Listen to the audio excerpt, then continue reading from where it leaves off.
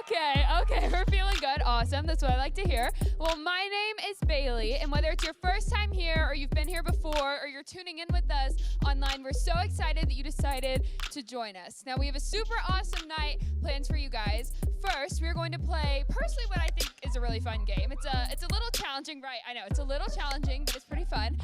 And then we are going to have just a quick announcement for you guys, and then Matt Keeney will be up for part 2 of our message series, The Pursuit of. But first, we are going to be playing a game. This game is called 3 in 5, and I'll explain that in a second. But right now, I need 2 people to come up and play this game.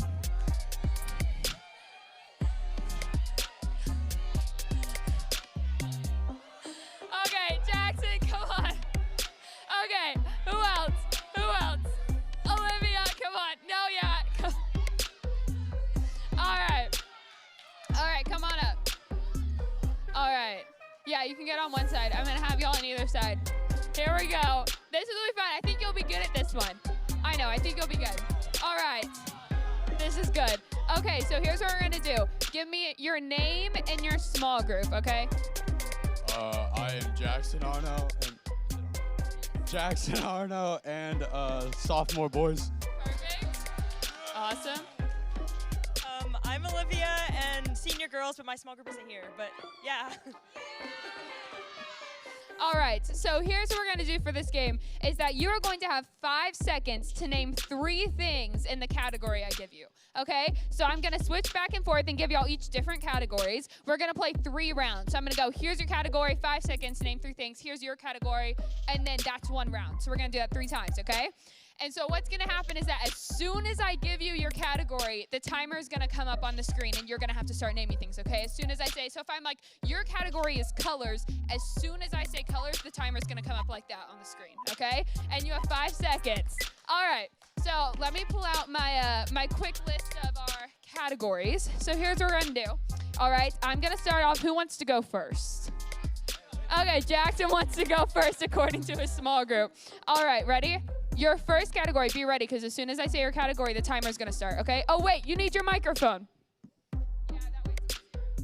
Okay, press that red button for like 3 seconds. That red button. And then look. Test, go, test. Test, 1, 2, 3. There it is. All right, ready? Ready? Your category is cereals. Frosted Flakes, Fruit Loops, Tricks. Okay. I think that's it, Olivia. All right. That was good. That's 1. All right, ready? Okay, it's Olivia's turn. Here we go. Your category is shoe brands. Nike, Adidas, Under Armour. Okay, good. That was an easy round. That was a nice little warm up. Okay, y'all got it pretty fast. Okay, here's what we're gonna do. I'm going to give you your next category. Are you ready? Romantic comedies. Oh, no. Arrival. Okay. Good. That was good. All right. Give them up. It's okay. I wouldn't have got that either. No, it's okay. Yeah, you got it. Okay, ready? I'm now going to give you your category, which is goldfish flavors. Pizza, regular, extra cheddar. There it is. Okay. Same. Those are the same. All right. Okay, Jackson. Okay, this is our last round. Currently, Olivia is in the lead. So this round could just make it or break it, okay? All right. So your category is Avengers. Iron Man, Captain America, and Hulk. Okay. That was good. Okay, ready?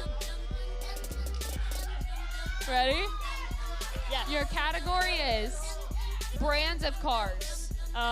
Kia, Honda, Toyota. Okay, got it. So it's looking like Olivia got the most points out of all of our rounds. So that was really good. Olivia wins that one. Olivia, I'm going to give you, Jackson, it was a really good effort. I really liked the effort. It's a fair question. There's some popular ones. Thank you for my microphone. All right. That one was pretty good. All right, now, like I said, as I get this microphone off, like I said, That was really good, Olivia. We have one quick little announcement for you guys, and this announcement is that unfortunately we do not have Inside Out next Sunday. Everyone say, aw. Oh, yeah, I know. But that's because it's Labor Day weekend, which is really awesome because you get a day off of school, you get to like sleep in and just have some free time, which is great. Just hang out with your friends and family, have a good time, enjoy sleeping in because you don't have school, and we will not have Inside Out next week, but then we will have it the week after. And so guys, that is all I have for y'all. Next up, we have Matt Keeney up here for part 2 of our message series, The Pursuit Of. But first, take a look at this video and then I'll be right up.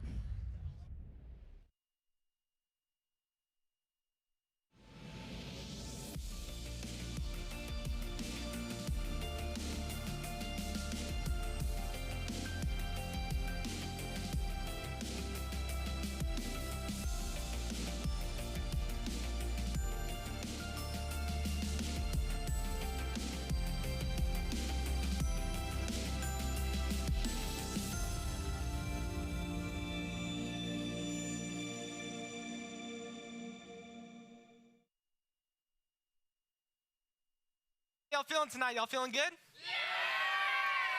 Carter, you're always bringing the energy, man. I really dig it. Y'all give it up for Carter. He's always energized at 4:30 in the afternoon. I love it, too. That's awesome, y'all. Well, hey, if this is your first time tonight, I really want to say a huge welcome to all of you guys, including those who you guys have been coming for a while, or if this is your first time tonight, I'm so genuinely excited for what we're going to be talking about and what we're going to be talking about with our time here together tonight. Like Bailey said, my name is Matt, and I have the incredible privilege of being our Inside Out director here at North Point. And so really what that means is I just get to spend every single Sunday afternoon with you guys. And I love teaching, I love communicating, and we are in part 2 of this series called The Pursuit Of.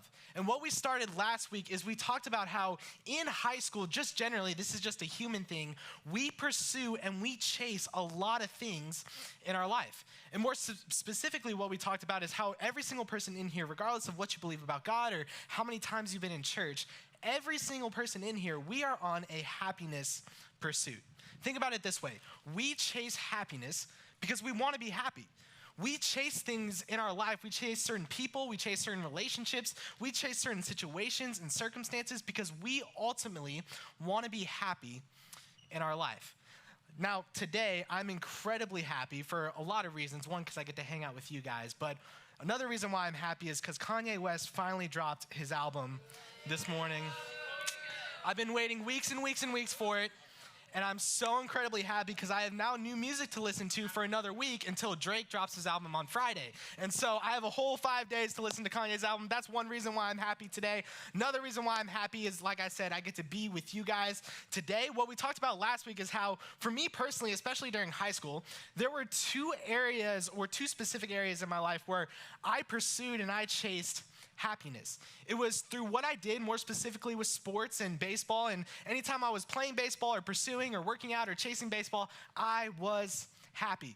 And then through memories and experiences created with my friends. Anytime I was hanging out with my friends, Friday nights, Saturday nights, anytime I was doing that, man, I was experiencing and I was pursuing and I was chasing happiness. I think my mantra or my motto during high school was this: anywhere I go or any situation I was in or any circumstance or anything that I was pursuing or chasing, I would say to myself, Matt, I just want to be the best version of myself.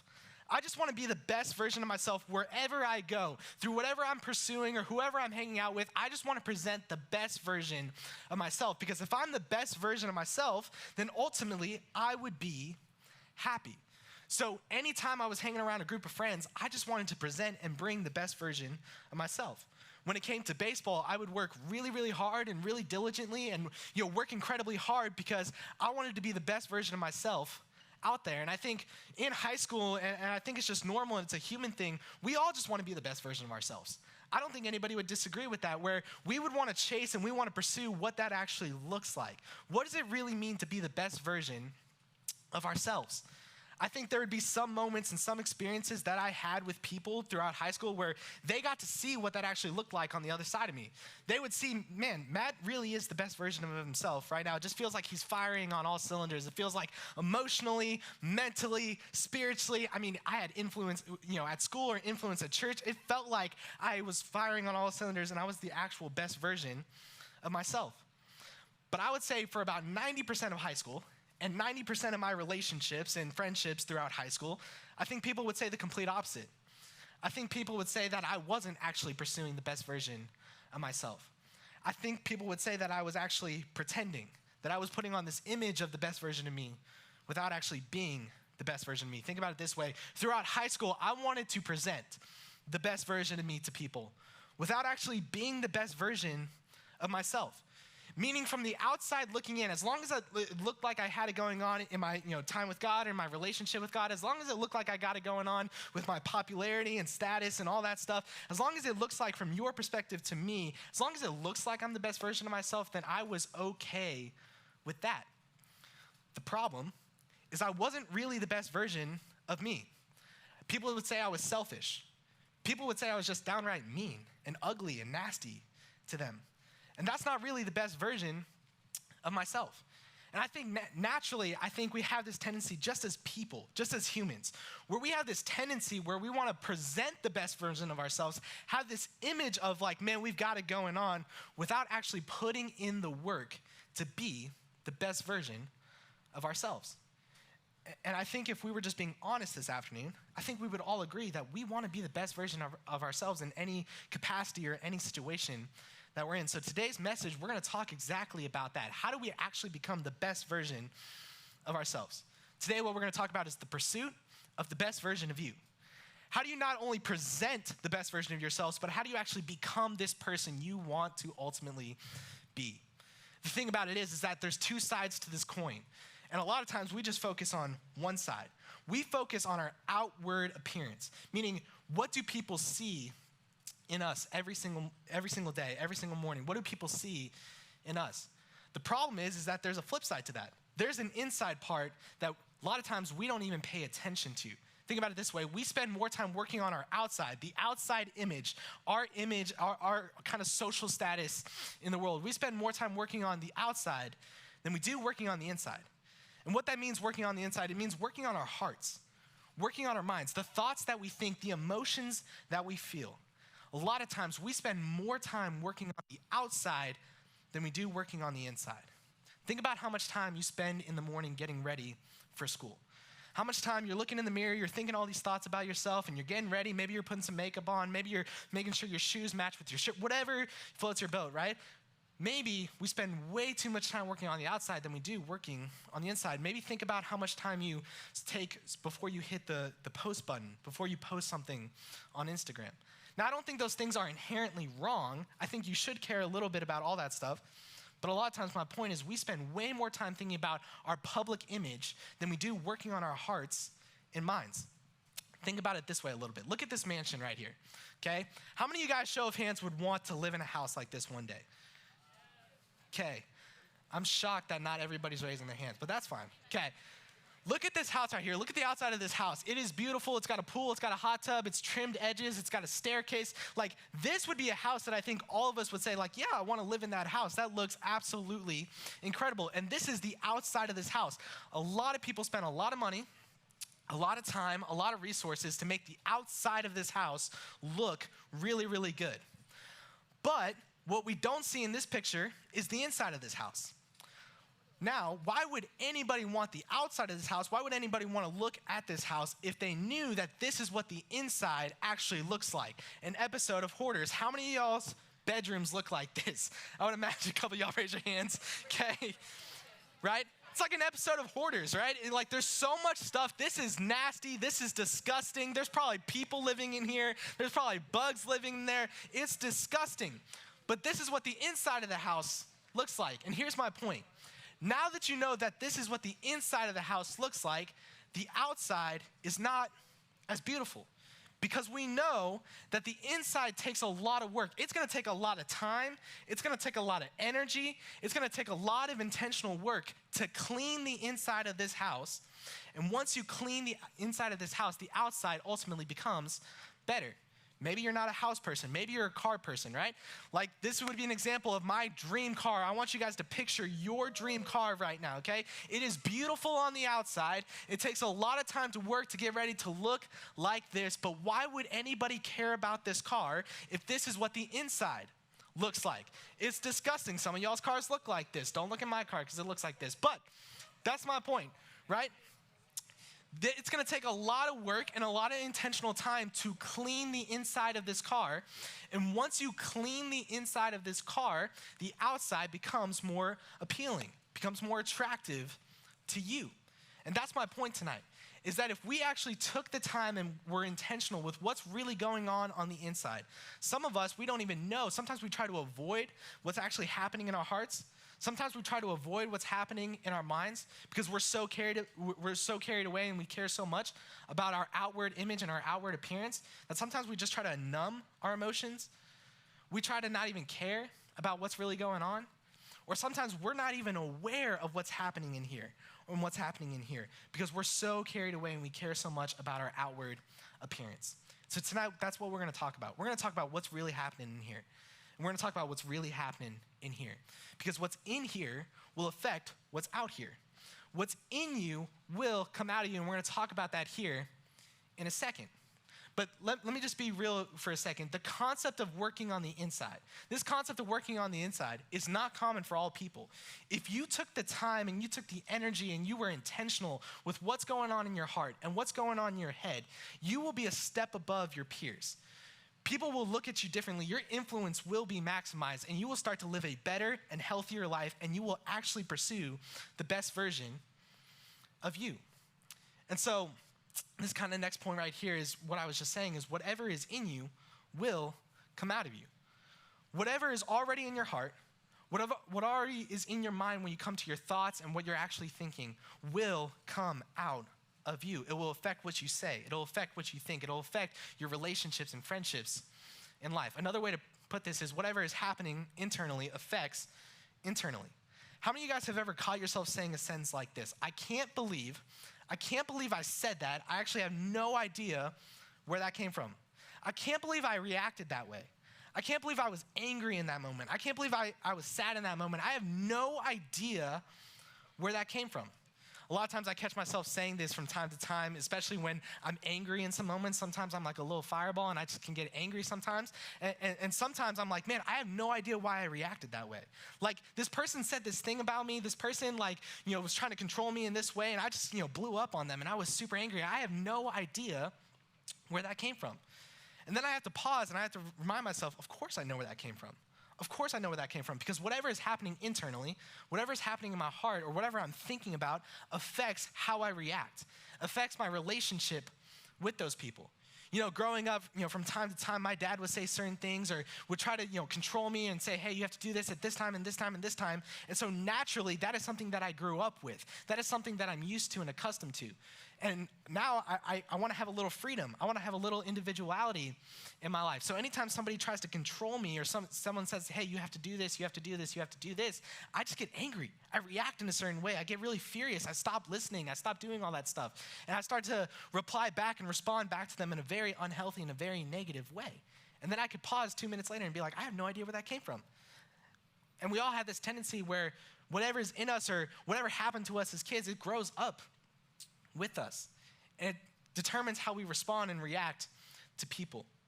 The writer of Proverbs actually writes something that's super fascinating. Proverbs is a letter in the Old Testament that you can find in your current day Old Testament. And he writes something directly to this point. He says, above all else, guard your heart, for everything you do flows from it. Above anything else you could ever do in this life, guard your heart. Pay attention to what's happening in here. Pay attention to what's happening in here. Because everything you do in life, what's happening internally, affects externally. Like I said before, there are moments and times in our life where we're not even aware of the things that we react to. We're not even aware of the things that make us angry. We're not even aware of the things that make us anxious. We're not even aware of some of the things in our life that we react externally in some things, but are affecting us internally. What we're going to talk about tonight is we're going to talk about your and mine blind spots. We're going to talk about our blind spots because here's what's true. You have blind spots. I have blind spots. Your mama has blind spots. Your daddy has blind spots. Everybody has blind spots in their life. These are the things that we can't see. Other people can see them in us, but we can't see them in ourselves. By show of hands, how many of you guys drive in here? Show of hands. Okay, maybe 50, 75% of the room? Okay. When you get your license in a couple months, this is going to make more sense. But let's take it back to the car example, right? This is your car. Imagine this was your first car, right? Like, this is your car right here. Every single car that you drive has blind spots. You're behind the wheel and you have this mirror right here, and you have this mirror right here, and you have this mirror right here. If you were to switch over to the next lane, there's an area where you drive where you cannot see, where this mirror doesn't pick it up and this mirror doesn't pick it up. If you were to switch over to the right lane, there is a blind spot that you have. When there's a blind spot and you're not paying attention to your blind spot and there's somebody in your blind spot and you move over without recognizing them, you'll end up crashing. And nobody wants to crash. This is the same principle for today. You have blind spots in your life, things that you cannot see. Other people can see them in you, but you don't recognize them. You don't see them. Maybe you numb them. Maybe you avoid them. Maybe it doesn't even register for you. If you don't see or pay attention to your blind spots, you'll end up crashing in relationships. You'll end up crashing in your friendships. You'll end up never pursuing the best version of you if you don't pay attention to your blind spots. And that's that internal why. Why do you react a certain way? Why do you react that way? Why do you get emotional in these moments? Why do you get angry in these moments? Maybe you have some blind spots, the internal why of why you do the things that you do. And so today, for the rest of my time, I'm going to talk about the work that we need to do. The work we need to do to make sure we're doing well on the inside. Because whatever is internal affects externally. Even though this is a new concept to Inside Out, this is not a new concept to the world. Jesus, thousands of years ago, points directly to the blind spots of the Pharisees. Now, if you've been a part of Inside Out or anything we've done for a while, you kind of understand who the Pharisees are. But if you're new here, the Pharisees, thousands of years ago, were the religious leaders of the time. They lived out and protected the Jewish law. And on the outside, they were clean. They were polished. Everybody looked at them and they were like, man, they've got it going on, right? People consider them the closest thing to God here on earth. They would go to them for religious advice, life advice, all this stuff. And on the outside, they look super clean, but Jesus points directly to their blind spots. And he gives not only the Pharisees application, but he gives every single person in the room today application on what we should do with our blind spots. Here's how he starts with the Pharisees. He says this. He says, "Woe to you, teachers of the law and Pharisees, you hypocrites." Imagine Jesus calling you a hypocrite. That is absolutely insane. You hypocrites, you clean the outside of the cup and dish, but inside they are full of greed and self-indulgence. Here's our word, blind Pharisee. You have a blind spot, Pharisee. First, clean the inside of the cup and dish, and then the outside will also be clean. Some of us don't do the dishes, so this reference doesn't really totally make sense. But this is what he's saying. First, you need to clean the inside. You need to clean up what's happening in here. Purify your heart. Purify your mind. Because when you do that, your outside will also be clean. He starts the next sentence the same exact way. He says, "Woe to you, teachers of the law and Pharisees, you hypocrites. You are like whitewashed tombs, which look beautiful on the outside, but on the inside are full of the bones of the dead and everything unclean. In the same way, on the outside, you appear to people as righteous, but on the inside, you are full of hypocrisy and wickedness." After reading this, and after seeing this and visualizing this a little bit, you may know people like this. You may know people in your life who on the outside or what they post on social media is one thing, and that's their image, and they want to present to the world the best version of themselves, but you actually know them personally. They may have love God, love people in their Instagram bio, but then you sit next to them in class and you're like, man, they are not loving God or loving people in this moment.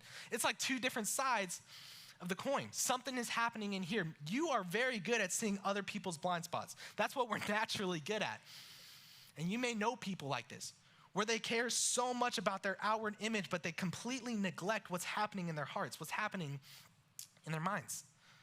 Not to be too offensive, but this might be you. This might be me.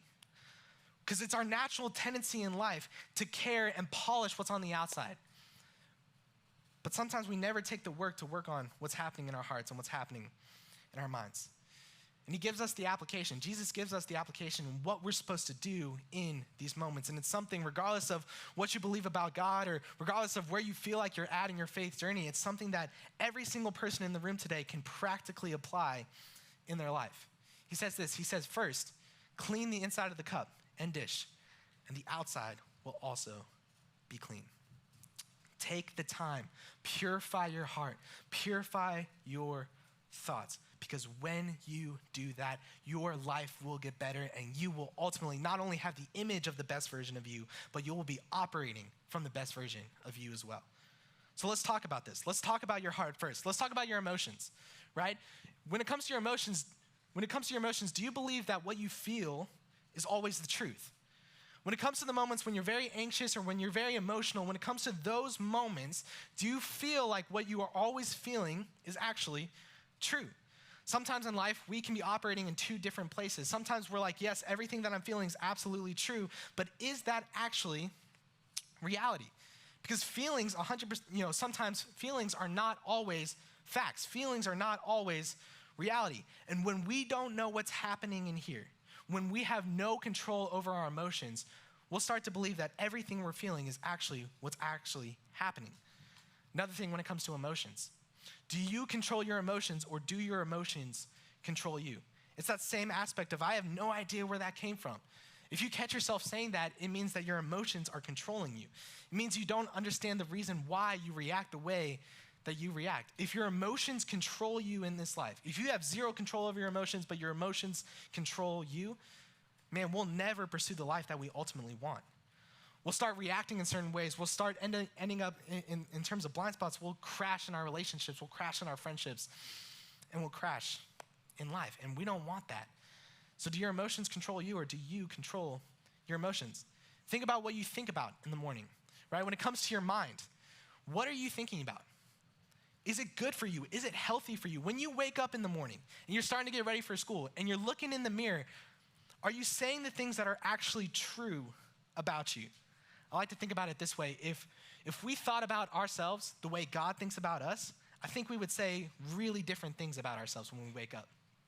I think if we said the things that God thinks about us to ourselves every single morning, man, I think we would actually pursue the best versions of ourselves because God says that we're beautiful, that we're His, that we're strong, that we're confident, that we're made in His image.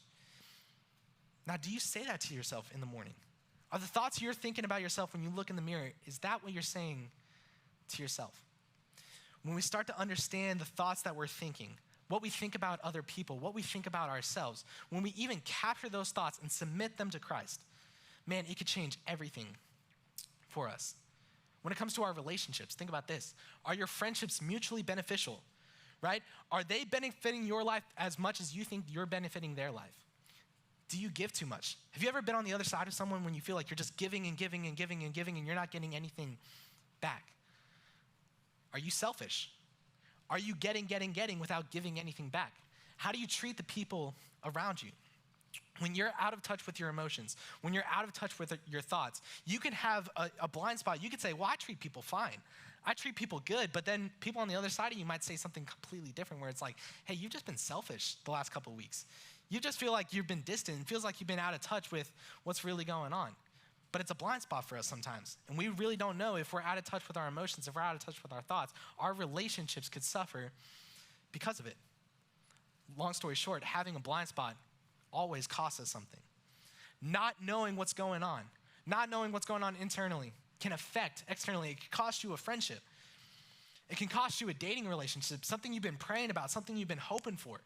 It can cost you your future if you're not thinking about what's happening in here and what's happening up there, because everything internally affects externally. So how do we detect a blind spot, right?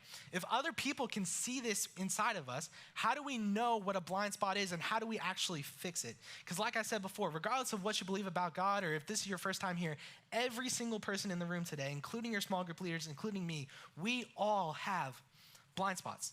So how do we get a grip? How can we actually see the things other people might see in us? Regardless if this is your first time today or what you believe about God, I want to give you guys a handle. I want every single person to do something this week. I want every single person in the room, before I show you what the question is, I want you guys to ask somebody you trust a question. And when I say trust, this is someone that you respect. This is someone that will tell you what you need to hear and not what you want to hear.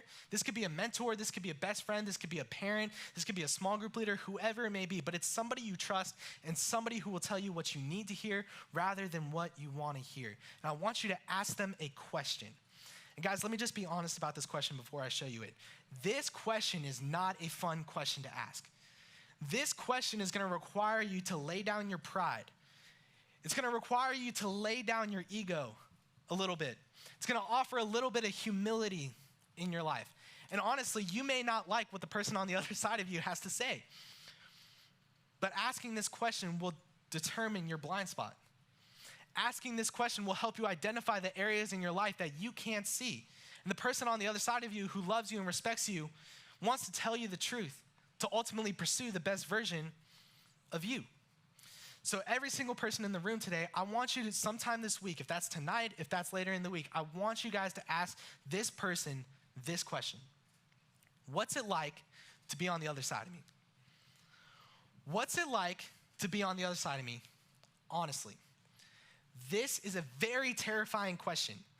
And like I said before, it's going to require us to lay down our pride a little bit, to allow us to listen what this person has to say. Because this person may detect a blind spot in you.